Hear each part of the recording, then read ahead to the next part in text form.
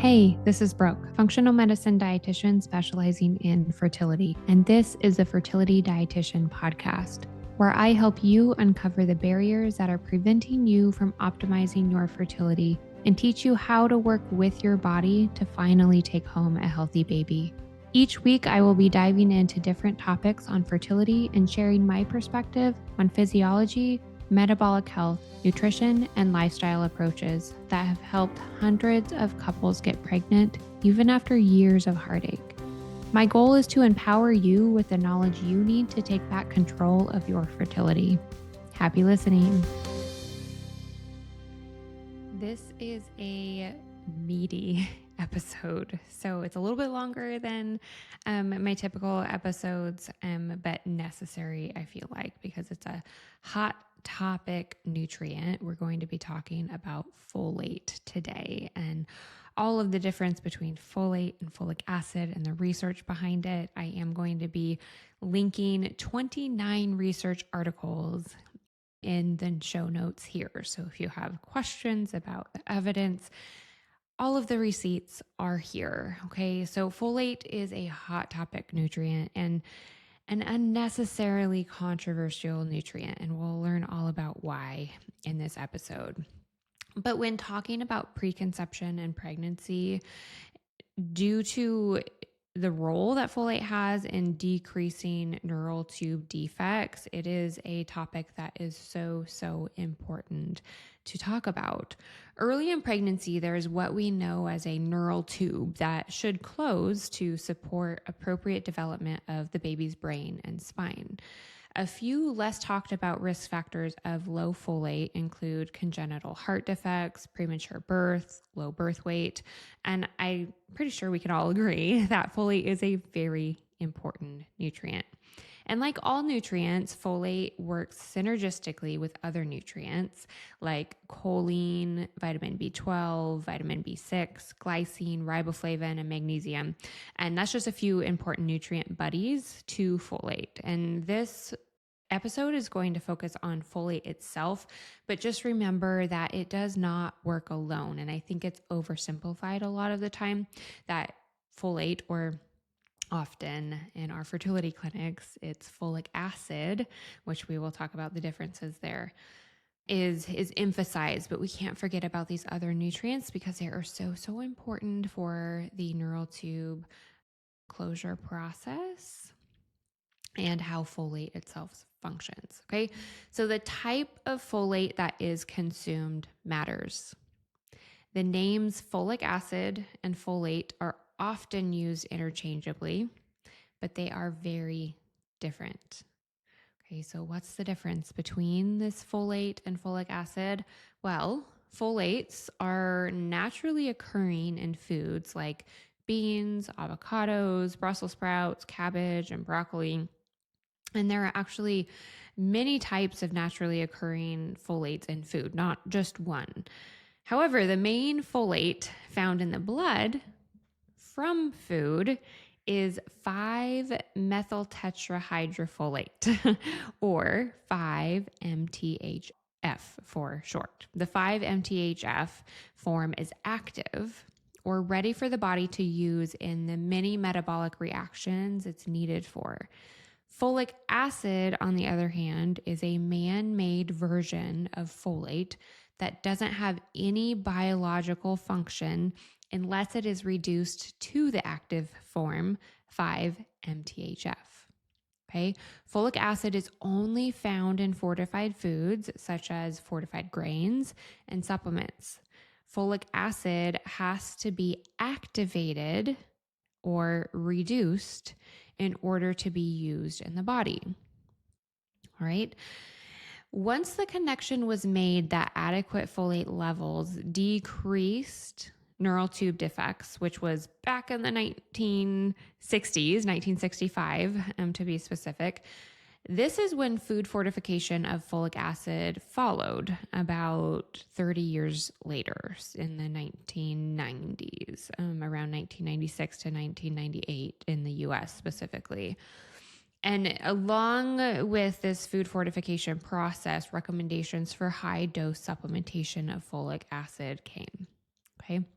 This public health effort was successful in reducing the cases of neural tube defects by 19 to 32%. But remember, folic acid is man-made and has to be activated or reduced in order to be used in the body. And an estimated 40 to 60% of the population can metabolize or activate folic acid for the body to use. This means that the other 40 to 60% cannot efficiently metabolize or use folic acid. Those that cannot efficiently reduce folic acid into the 5-MTHF have genetic variants in a gene that actually regulate an enzyme called MTHFR. MTHFR stands for methyl tetrahydrofolate reductase, which is an enzyme that reduces folate into the active form of 5-MTHF.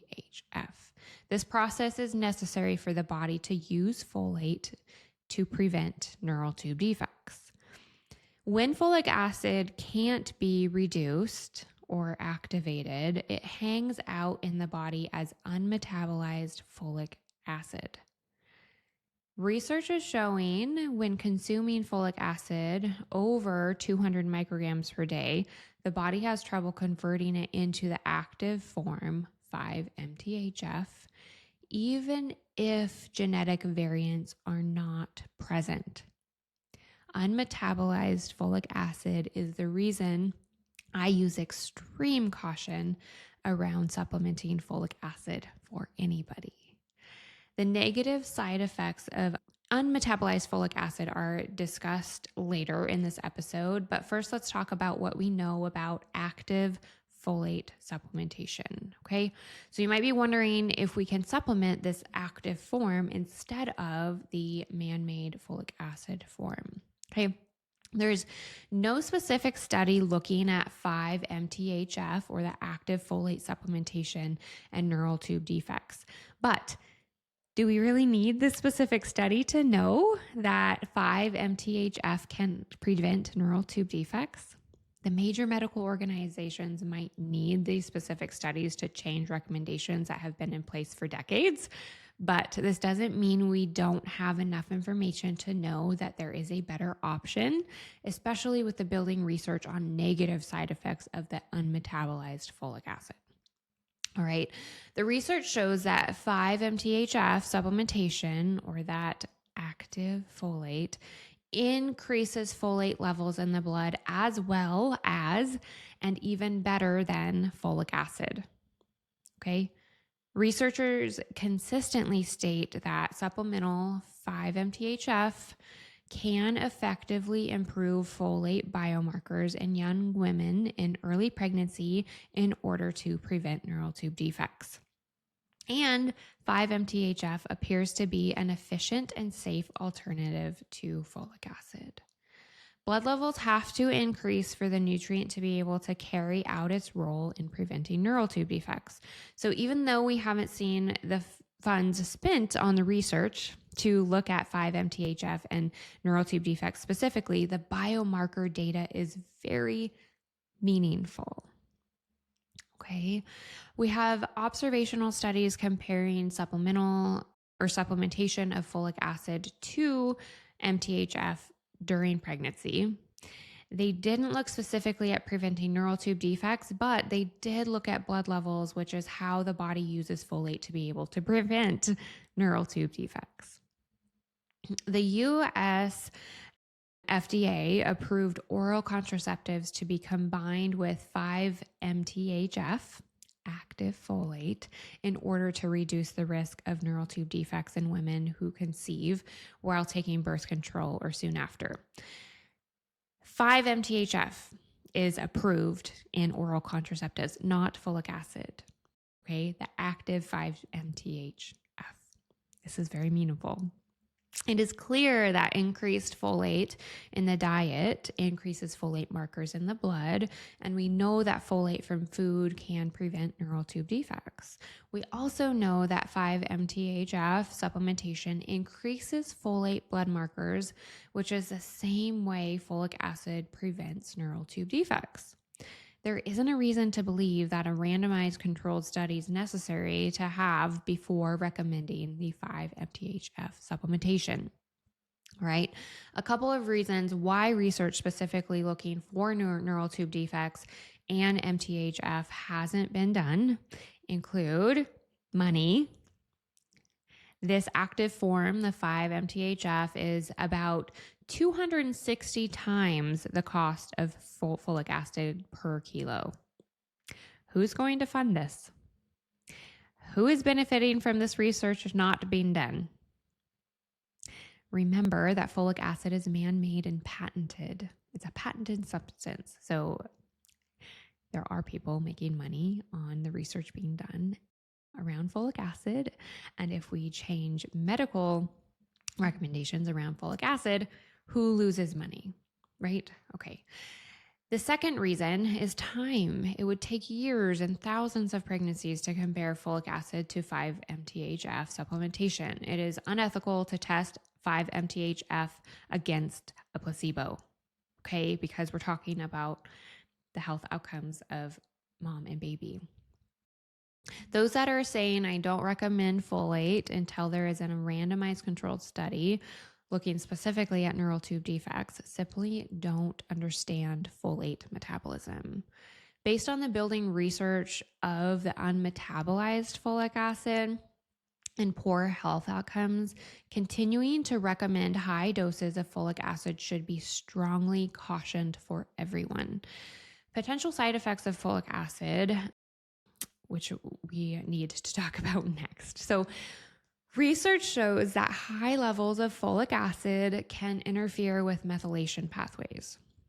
What does that mean? Methylation pathways are how nutrients work together to carry out functions like producing energy, supporting detoxification, reducing inflammation, supporting DNA expression, and so much more. Methylation is also involved in the prevention of neural tube defects during early pregnancy. High levels of folic acid can interfere with methylation pathways, both in those that have MTHFR variations and those who don't. When our body gets 5-MTHF, it is already available to support the methylation pathways and decrease neural tube defects or the bazillion other jobs that methylation is necessary for, like heart health and neurological function, detox system function, DNA production, and more. Folic acid supplementation and unmetabolized folic acid have been associated with increased risk for allergic diseases, especially respiratory tract allergies among infants and young children. Unmetabolized folic acid is found in newborns, and we don't fully understand the effects of unmetabolized folic acid in any human, let alone newborns. So supplementation with folic acid during pregnancy should be cautioned. Circulating unmetabolized folic acid is also associated with higher risk for neonatal jaundice, infant asthma, pre-developmental delay, and even autism. If we don't have the ingredients for methylation, like folate, brain development can be impacted. Unmetabolized folic acid is associated with reduced natural killer cell toxicity. And natural killer cells are the first line of defense in the prevention of carcinogens and viral infections. Okay? Unmetabolized folic acid is associated with elevated homocysteine, which is an inflammatory marker.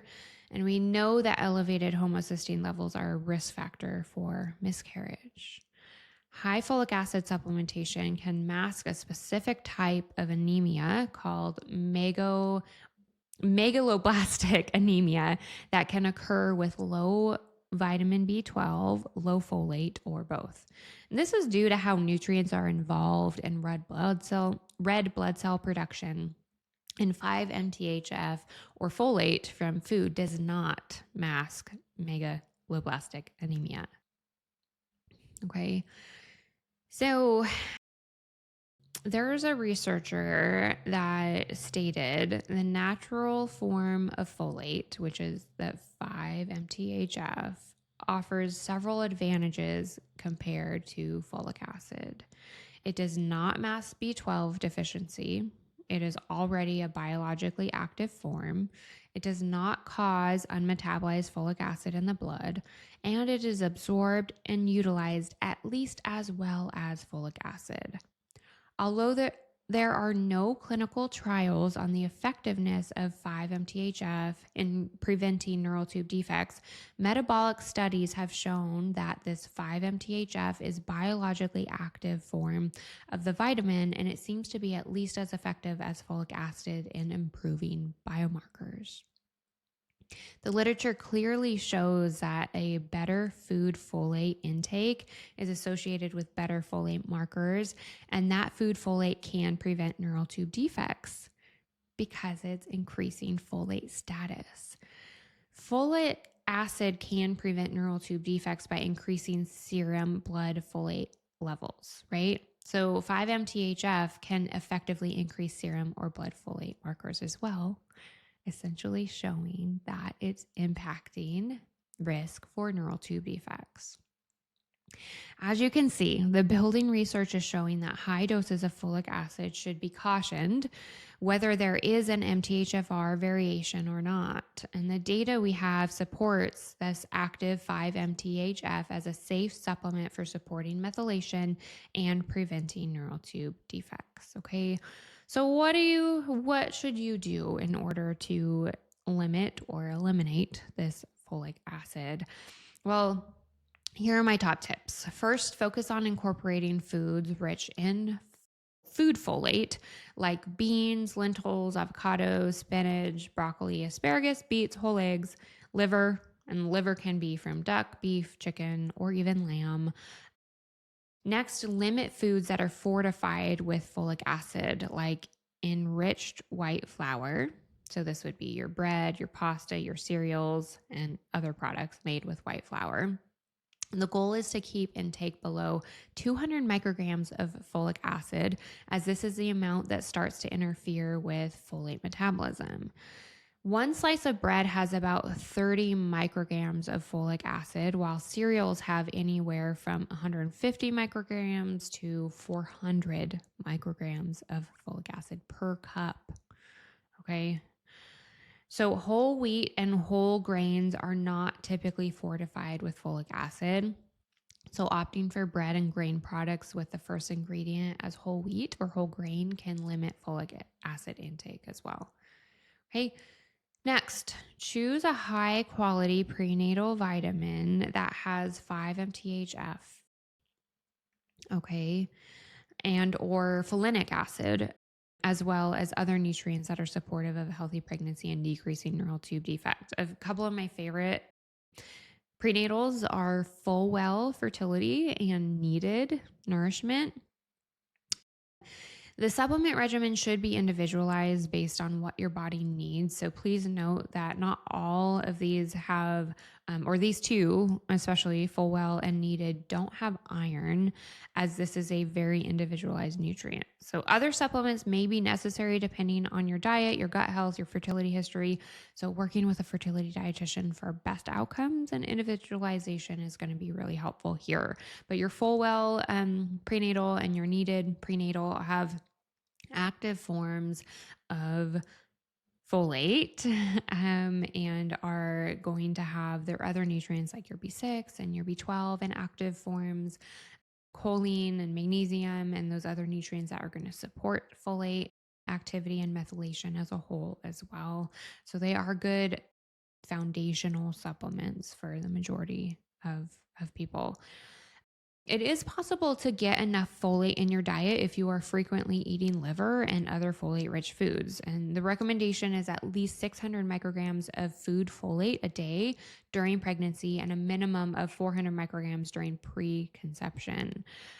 Although I really do suggest 600 to 800 micrograms during the 3 to 4 months of preconception when you're trying to conceive, because once that neural tube is closing, it's really hard to catch up for folate intake. It's really the preconception levels that are going to have a really big impact on those really early weeks of development in baby's spine and brain. Okay.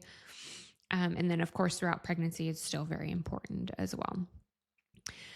All right. So I know this is a lot of information. It's a little bit heavier content than I'm typically presenting. And again, I have linked the research articles. There's 29 of them that are linked. You can find that link in the show notes. And I just wanted to wrap up with some takeaways from this episode. So if you remember anything, remember this part. The majority of the folate in your body is 5-MTHF, which is the most abundant folate in foods. And this is the active form of folate. Folic acid, on the other hand, is a man-made version of folate that is found in fortified foods and supplements. Folic acid has to be converted into 5-MTHF in the body with the help of many other nutrients and an enzyme called MTHFR. About 40 to 60% of the population has a MTHFR genetic variation, which makes the conversion of folic acid to folate even less efficient. Side effects of high folic acid intake occur in those with and without MTHFR variations. Side effects seem to be a result of the unmetabolized folic acid and include inflammation, poor pregnancy outcomes, altered development of baby, and immune system interference. There are a number of studies showing that 5-MTHF is at least as effective as folic acid in raising folate blood levels. Folate blood levels are necessary to support methylation and therefore decrease neural tube risk. Eating a diet rich in food folate, limiting folic acid fortified foods, and including a high quality prenatal with 5-MTHF is recommended. Thanks for hanging in here with me. This is a very important, although has become controversial topic in the fertility world. And again, like supplementation should be very much individualized, but starting with that foundation with the active folate in your comprehensive prenatal is a good place to start. And if you're looking for additional support, you know where to find me.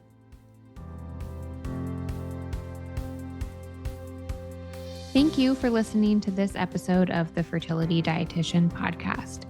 If you enjoyed it, please leave a review to let me know what topics you want more of or less of. If you want to keep learning, subscribe at Apple Podcasts, Spotify, or wherever you listen to podcasts. Check out my website for more info on my private coaching program, Master Your Fertility, or my membership community, Fertility Blueprint. And don't forget my digital store. Come say hi on YouTube and Instagram. See you in the next episode.